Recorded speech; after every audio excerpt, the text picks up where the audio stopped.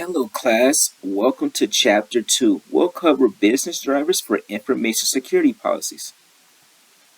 Here are a few of the topics that we will cover for this chapter. In the digital age, information is one of an organization's most valuable assets, but that value comes with significant risks. Data breaches, system outages, and compliance failures can inflict devastating financial reputation and legal damage. That's why businesses are intentionally focused on how they manage and mitigate information risk. When crafting security policies, they must weigh several key factors: the cost of implementing and maintaining controls, which can strain budgets and resources, the potential impact on customer service and user productivity, the ability to withstand regulatory scrutiny and enforcement, and the willingness of employees to understand and follow policy requirements. Threading the needle is not easy. Too little security leaves the organization exposed, while too much can stifle innovation and growth. The stakes are high, as a single confirmed breach can compromise the confidentiality, integrity, or availability of critical data.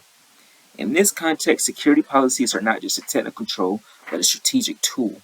By aligning policies with business drivers, organizations can optimize their defenses while enabling key objectives. The effective policies strike a balance between protection and productivity, reflecting the unique need and risk appetite for the business. Here's a diagram of the consequences of a data breach. For most organizations today, information security is not just a best practice, but a legal and contractual obligation.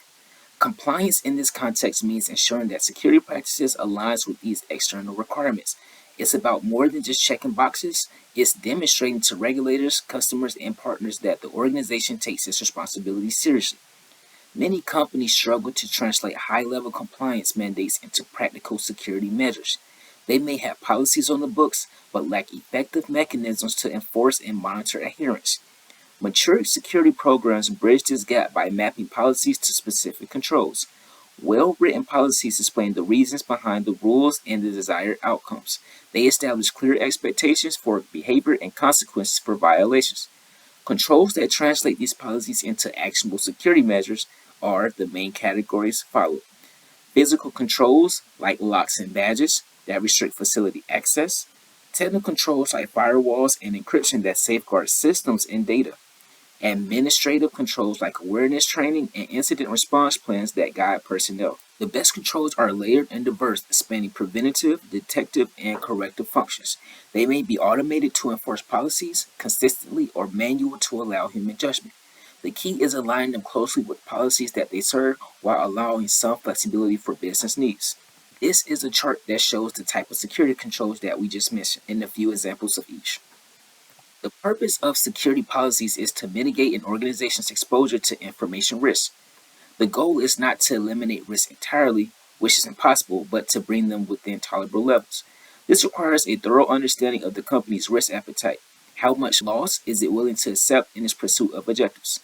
Policies should then establish guardrails that keep risks within these parameters. However, policies alone are not enough. To be effective, they must be embedded in the fabric of the organization's culture. Every employee should understand the importance of security and their role in upholding it.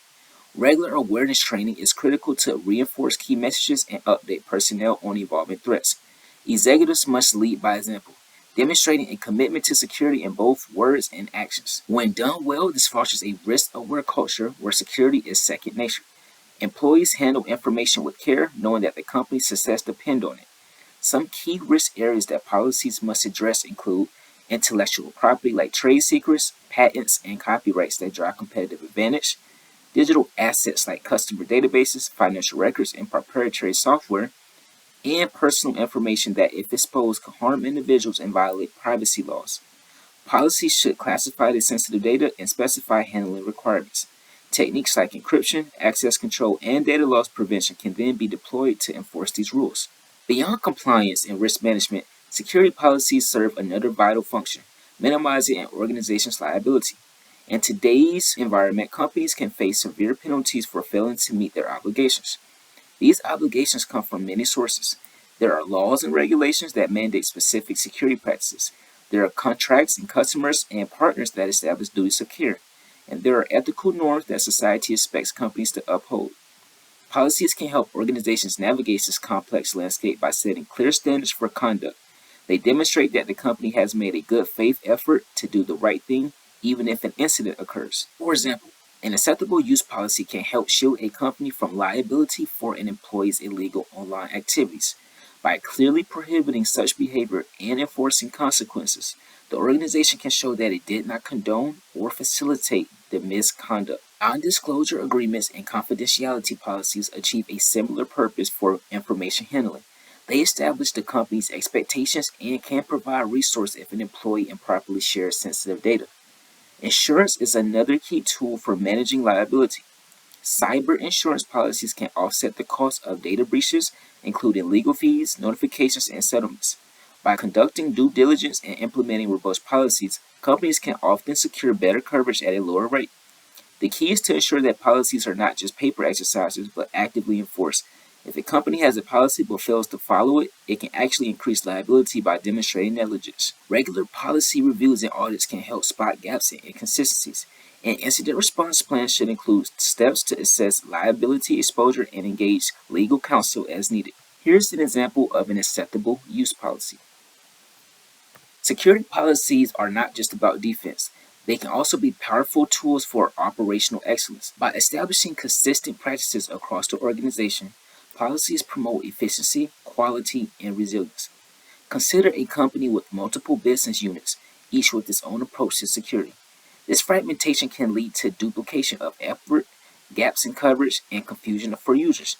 It can also make it difficult for leadership to assess and manage risks.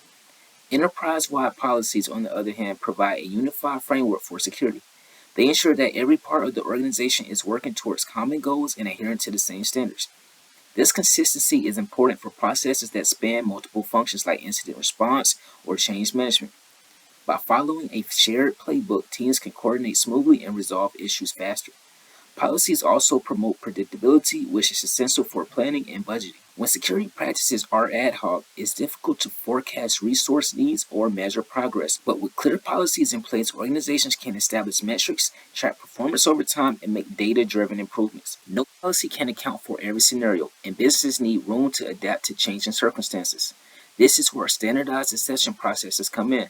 By defining criteria and workflows for policy waivers, organizations can accommodate unique needs without compromising overall security.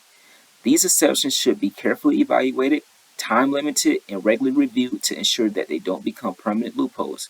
The goal of security policies is to create a culture of continuous improvement. By setting a strong foundation and tracking adherence, organizations can identify areas for optimization and innovation. That concludes Chapter 2, and thanks for listening.